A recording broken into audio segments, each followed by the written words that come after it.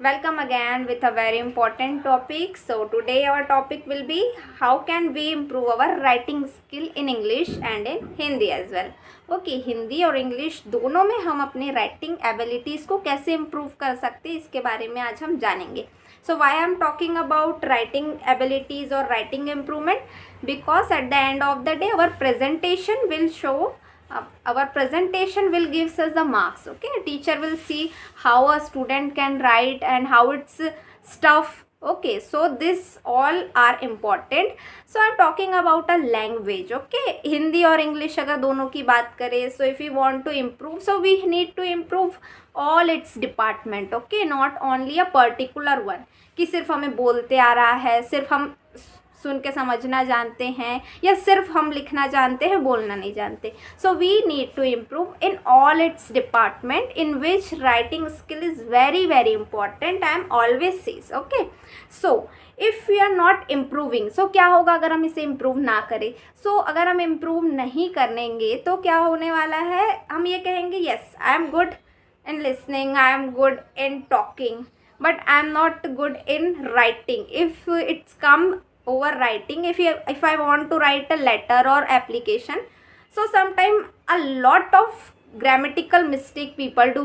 Okay, so यहाँ पर ये प्रॉब्लम आती है, स्टूडेंट्स के साथ भी आती है, बिकॉज बहुत सारे सब्जेक्ट होने के वजह से कई बार राइटिंग प्रैक्टिस नहीं हो पाती है. ठीक है ना. और अगर राइटिंग प्रैक्टिस नहीं होती है तो उस सब्जेक्ट में बहुत ज़्यादा एरर होने के चांसेस होते हैं, चाहे वो इंग्लिश हो या हिंदी हो. अगर इंग्लिश की बात करूँ तो इंग्लिश में रीडिंग तो ठीक है, चलिए, बट राइटिंग के टाइम पे बहुत ही ज़्यादा स्पेलिंग मिस्टेक और स्पेलिंग एरर्स के चांसेस होते हैं स्टूडेंट्स के. सो नाउ अगर हम ऐसा भी बोलते हैं कि हमें पढ़ते तो आता है, शायद इससे काम चल जाए, so it is not good and it is not looking too good. Okay, so now I am giving you some tips. So tip number 1 यहाँ पर क्या है, देखो, अगर हम जितना ज़्यादा लिखेंगे, okay, more and more we write, more and more we make errors and more we get chances to correct our errors definitely. Okay, जितना ज़्यादा हम लिखेंगे उतने ज़्यादा गलती के चांसेस बढ़ेंगे, जितनी ज़्यादा गलतियाँ बढ़ेगी उतने ज़्यादा गलतियों को सुधारने के चांसेस हमारे बढ़ेंगे. सो यहाँ पर क्या होगा, हमारी जो स्पेलिंग एरर है या फिर ग्रामेटिकल एरर है ये सुधरने के काफ़ी ज़्यादा चांसेस हमारे पास होंगे. ठीक है. इसके अलावा जो है, हाँ, राइटिंग में जैसे हमें कुछ याद रखना है, पुराने समय में लोग बहुत ज़्यादा डायरी मेंटेन करते थे, बट आज टेक्नोलॉजी के एरा में हम लोग क्या करते हैं, जो अपने इम्पॉर्टेंट बातें हैं या फिर जो भी चीज़ें हैं हमें करनी है उसे हम मोबाइल फ़ोन में नोट डाउन कर लेते हैं ना, या फिर जो भी है टेक्नोलॉजी का यूज़ करके हम करते हैं. Instead of that I would like to suggest that you have to make a writing habit. You have to improve the ability of daily writing on diary. Okay, diary आप maintain कर सकते हैं. कोई भी चीज़ को अगर आपने लिख लिया है, अगर आप किसी टॉपिक पे बात कर रहे हैं, ठीक है, अगर आप किसी टॉपिक को समझ लिया है अपने टीचर से, so you can do a paragraph writing on it. ठीक है, अगर आपने किसी चीज़ को हिंदी में समझा है, किसी चीज़ को बाइलिंगुअल समझा है या इंग्लिश में समझा है, तो आप अपनी एबिलिटी को इम्प्रूव करने के लिए उसी चीज़ को अपने सिंपल लैंग्वेज में लिख के देखो. ठीक है, तो ये क्या है, पैराग्राफ राइटिंग है ना. एक मैंने बताया डायरी, एक मैंने बताया पैराग्राफ राइटिंग. अब पैराग्राफ राइटिंग या कुछ भी राइटिंग करने से बहुत ज़्यादा आपका प्रैक्टिस होगा, इम्प्रूवमेंट होगा, डेफिनेटली इम्प्रूवमेंट होगा क्योंकि गलतियाँ होंगी. ठीक है. इसके अलावा जो SMS लिंगो यूज़ करते हैं बेसिकली वो ज़्यादा यूज़ मत किया करो.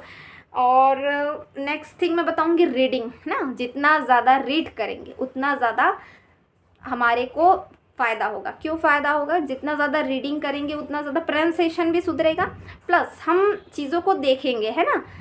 बहुत ज़्यादा रीडिंग से क्या होगा, चीज़ें हमारे पास बार बार आएगी. इससे हमारा उसमें जब हम उस चीज़ को राइट डाउन करेंगे, ठीक है, राइट डाउन करेंगे तो हमें याद रहेगा. देखिए इससे क्या होगा, राइटिंग स्किल भी बढ़ेगी, हमारी रीडिंग स्किल भी बढ़ेगी. बहुत ज़्यादा इंपॉर्टेंट यहाँ क्या होता है, अगर हम किसी की बायोग्राफी पढ़ते हैं या अगर हम किसी को आइडल मानते हैं, ठीक है, कोई बहुत अच्छा लिखता है, हिंदी या इंग्लिश, किसी भी लैंग्वेज में, I am talking about both language. Okay, English and Hindi as well. If we are talking about writing हो, सो अगर हम प्रेमचंद जी को पढ़ते हैं, उनके उपन्यास या उनकी द्वारा लिखित कहानियाँ हम पढ़ते हैं, सो उसमें उनकी भाषा, उन्होंने किस तरह से अपने कहानियों को प्रस्तुत किया है, ये सारी चीज़ें इंपॉर्टेंट हो जाती है। हम कोई ना कोई आइडल तो अपना मानते ही है।